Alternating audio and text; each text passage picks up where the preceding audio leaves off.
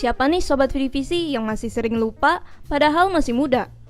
Nah, masyarakat awam menganggap pikun sebagai hal yang wajar dialami oleh lansia akibat pertambahan usia.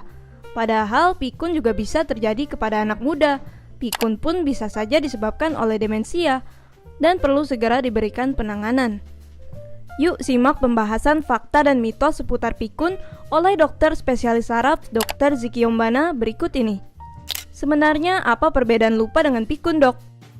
Kalau bicara tentang lupa adalah gangguan memori. Memori ini bisa yang sesaat aja, misalnya kita lupa dengan janji, kita lupa menaruh kunci mobil, nah ini ya. Tapi kalau memang kita sebut pikun dalam bahasa kedokteran mungkin lebih cocok disebut dengan demensia.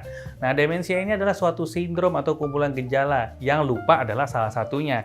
Tapi bukan hanya lupa, biasanya juga mempengaruhi aktivitas hidup hari-hari dari pasien tersebut. Misalnya pasien juga jadi tidak bisa lupa cara makan, dia juga bisa lupa cara untuk berpakaian dan aktivitas hidup hari-hari. Jadi itu yang membedakan lupa dengan pikun. Dan satu lagi, pikun juga bisa mempengaruhi faktor psikis ya. Jadi pasiennya atau orang yang pikun ini bisa terjadi perubahan emosi. Sedangkan ini tidak terjadi pada lupa. Jadi sekali-sekali lupa sih manusiawi ya, Dok. Tetapi jika lupa hal yang sama berulang kali, nah harus waspada. Apakah itu tanda pikun dan mungkin gejala demensia? Lalu pertanyaan kedua nih, Dok. Apa yang menyebabkan anak muda pelupa? Penyebab lupa itu ada banyak. Kalau anak muda seringnya bukan karena lupa karena gangguan struktur di otak ya paling sering. Tapi biasanya masalahnya atensi atau fokus ya. Kemudian yang kedua mungkin terlalu multitasking, itu bisa juga. Yang ketiga atau mungkin dia sedang mengalami apa ya, ada kayak trauma psikis, itu juga bisa menyebabkan lupa. Oh gitu. Jadi penyebab anak muda pelupa itu pada umumnya karena rendah atensi atau terlalu multitasking ya, Dok? Selanjutnya nih, Dok. Fakta atau mitos? Sering makan manis bisa jadi mudah lupa. Mitos. Karena makanan manis nggak ada hubungan dengan si lupa tadi gitu ya. Lain cerita, kalau memang pasiennya ini, orang tersebut, dia makan manis dan dia menderita diabetes. Diabetesnya ini akan mengakibatkan gangguan pembuluh darah, termasuk pembuluh darah yang ke pusat memori. Nah ini, jadi bukan si makanan manisnya, tapi mungkin diabetes yang mengganggu aliran darah tersebut. Jadi itu adalah mitos. Mitos ya Sobat Visi. Tetapi mungkin kalau kebiasaan makan manis ini sudah menimbulkan diabetes, barulah dapat terjadi komplikasi kesehatan pada berbagai organ tubuh, termasuk pada otak. Hal ini bisa membuat penderita diabetes beresiko tinggi karena terkena demensia atau pikun. Kemudian, fakta atau mitos, kehamilan bisa bikin calon ibu jadi pelupa. Itu juga mitos sih sebenarnya ya. Jadi nggak ada hubungan antara kehamilan dengan lupa. Karena yang mungkin di sini adalah gini, kalau memang seseorang itu sedang hamil, maka terjadi anemia relatif atau HB-nya hemoglobin ibu itu lebih rendah dibanding perempuan normal. Nah, sedangkan kita tahu hemoglobin ini tugasnya adalah membawa oksigen. Kalau oksigen yang dibawa ke otak juga berkurang, mungkin terjadi gangguan. Salah satunya mungkin atau lupa atau kurang fokus. Bukan gara-gara ini akhirnya si ibu jadi pikun ya, atau jadi lupa. Mitos juga nih. Tetapi mungkin jika ibu hamil mengalami kurang oksigen, barulah ada kemungkinan menjadi lebih pelupa ya, Dok. Selanjutnya, fakta atau mitos. Sering lupa menjadi tanda bahwa seseorang bertambah pintar. Kok ada yang begitu ya? Oke.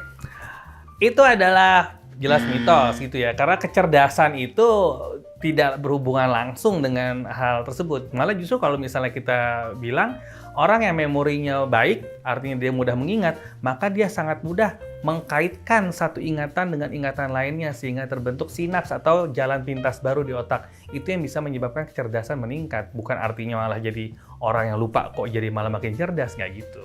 Nah, jadi tidak ada hubungannya ya Sobat Visi. Lalu Dok, ada juga nih informasi bahwa sering makan berutu bisa bikin mudah lupa. Itu fakta atau mitos? Itu ya jelas mitos juga ya. Ya nggak ada hubungannya. Tapi kalau mau dikaitkan adalah karena itu banyak mengandung lemak, ya penumpukan lemak dan kolesterol dalam pembuluh darah menyebabkan aliran darahnya nggak lancar sehingga oksigen yang nyampe ke otak juga berkurang, mungkin bisa menyebabkan lupa. Tapi bukan gara-gara itu. Jadi mungkin ada kaitannya dengan tingginya lemak di berutu ini ya, Dok. Tetapi hal tersebut adalah mitos. Nah, kemudian yang sering ditanyakan juga nih dok, fakta atau mitos? Sering konsumsi micin bisa bikin jadi pelupa. Itu juga mitos. Karena tidak ada hubungannya antara micin dengan kecerdasan atau yang selama ini dituduhkan macam-macam ya. Karena kita tahu micin itu adalah, singkatannya adalah MSG, monosodium glutamat. Yang mana glutamat adalah suatu asam amino yang diproduksi dalam tubuh juga ya. Sedangkan sodium adalah garam. Jadi tidak ada hubungannya ini dengan lupa sama sekali. Nah, jadi anggapan buruk yang sering beredar soal micin ini ternyata mitos ya Sobat Vivisi. Bahkan micin memiliki kandungan glutamat yang penting untuk tubuh kita. Selanjutnya, fakta atau mitos. Minum kopi dapat menghindarkan dari kebiasaan lupa dan cepat pikun. Itu adalah fakta. Jadi memang kopi itu memiliki satu antioksidan, kemudian dia juga ada efek baik untuk otak ya. Tapi artinya di sini saya bilang fakta.